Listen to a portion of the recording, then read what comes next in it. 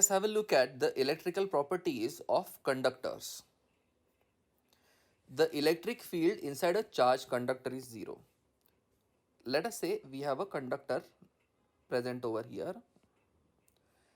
Let us say we have got electric field lines that are coming in this sense. Then in that case, electric field inside the conductor will be zero and electric field lines will be moving in this particular manner. They may even move around the conductor, but inside the conductor the electric field is going to be zero. Why this happens is because there is an equal and opposite electric field created because of the charge which will reside now here in the outermost surface of the conductor. So namely, the positive charge will accumulate towards the right hand side in the diagram and negative charge will accumulate towards the left hand side in the diagram as shown, and the conductor will create its own internal field which opposes the external electric field like so, and thus at any interior point the net electric field inside the conductor is going to be zero.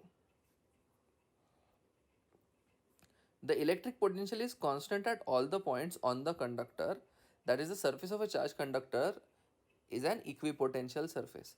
This is simple enough to understand. Let us say if this is a conductor, then the charges redistribute in such a manner that the surface of this conductor happens to be an equipotential surface. So any point A or B or C or D or E or F, all these points on the surface of the conductor, all of them are at the same potential.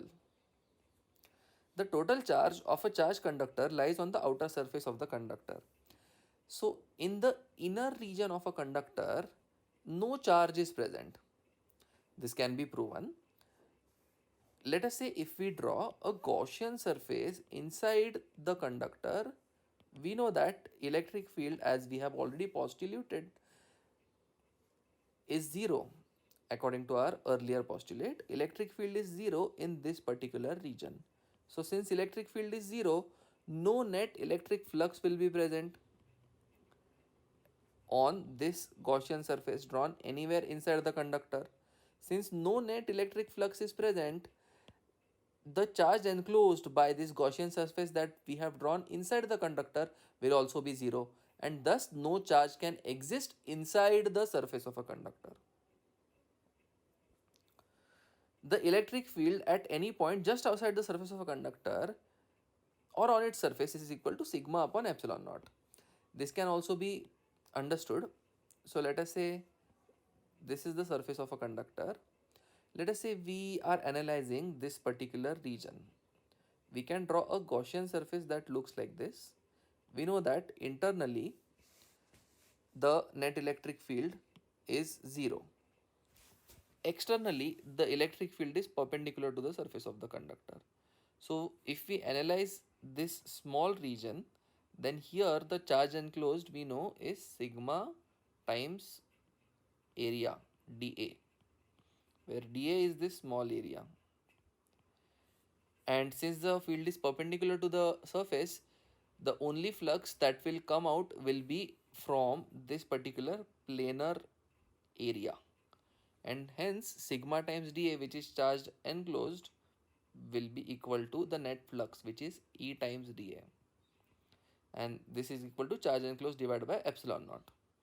So this is the application of Gauss law, wherein we can cancel dA and therefore E perpendicular is going to be equal to sigma upon epsilon naught near the surface of a conductor. And internally we know that internally no electric field is present, so we need to take only towards one side. Sigma dA upon epsilon naught is equal to EA. We don't need to take 2 EA over here. This is a case wherein electric field is present only in one direction. The surface charge density is high at pointed edges of a conductor. So let us say we have a conductor like this, and let us say we have got such a pointed edge. Then in that case, the surface charge density is higher at the pointed edge. So charges are accumulating more at this particular pointed edge, we have to understand this. This is so as to maintain a potential equal to the potential of the other planar edges. So in case of a pointed edge, higher amount of charge gets accumulated over here, and this is something that we need to note.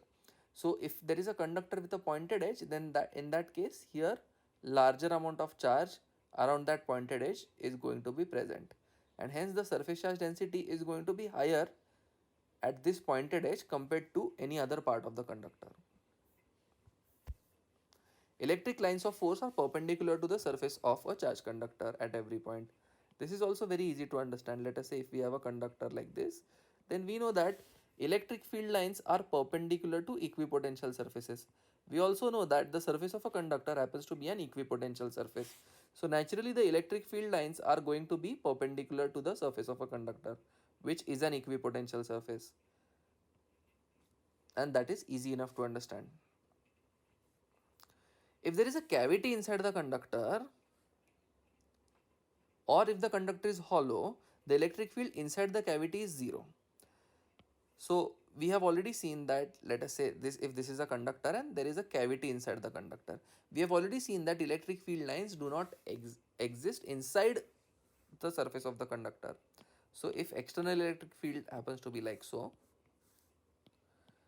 the conductor makes sure that the charge distribution happens to be in such a manner that the electric field is zero at any internal point of the conductor. So inside the cavity also positive charges will accumulate over here and negative charges will accumulate over here, leading to an opposite electric field inside the cavity, which will cancel out the external field, and because of that the net electric field inside the cavity will be zero. So this is also called as electrostatic shielding. That is also why if there is going to be lightning, we recommend that we should sit inside the body of a metal car, so that the metal car will shield us from the lightning, because electric field will not be able to penetrate the conductor's surface, because the conductor rearranges charges in such a manner, an electric field in such a manner, that it cancels out the external electric field, and hence inside the conductor no net electric field is present. Be there a cavity inside the conductor or be there no cavity inside the conductor. So in this particular case, in case of a cavity as well, the electric field inside the conductor, net electric field is going to be zero. The force acting on a conducting surface, dF, on a small area element, ds, of the conductor, where the charge density sigma is given as sigma square upon 2 epsilon naught into ds. Now this is easy enough to understand. We have already seen that if this is the surface of a conductor, we have seen that the electric field just outside the surface of a conductor happens to be sigma upon epsilon naught. Now inside the surface of a conductor, let's say if we are talking about this particular area, inside the surface of a conductor, the net electric field is zero. So the electric field because of this area, sigma upon 2 epsilon naught, is being cancelled with the electric field because of the rest of the conductor. And in front of the area, it's getting added. So it's sigma upon 2 epsilon naught plus sigma upon 2 epsilon naught in front of the conductor. So here we need to note that this sigma upon 2 epsilon naught is being thrown by this particular area, and this sigma upon 2 epsilon naught is also being thrown by this particular area.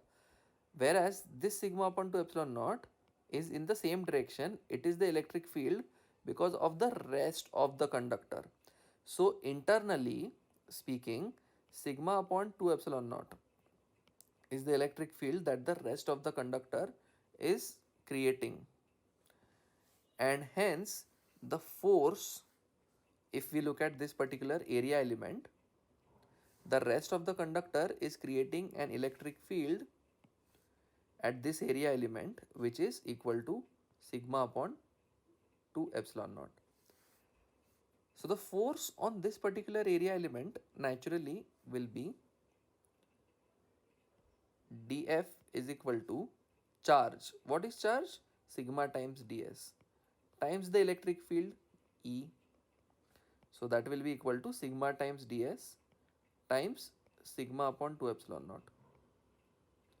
So this is going to be equal to sigma square ds upon 2 epsilon naught, and that is how we know the force df on a particular given area, small area of a conductor.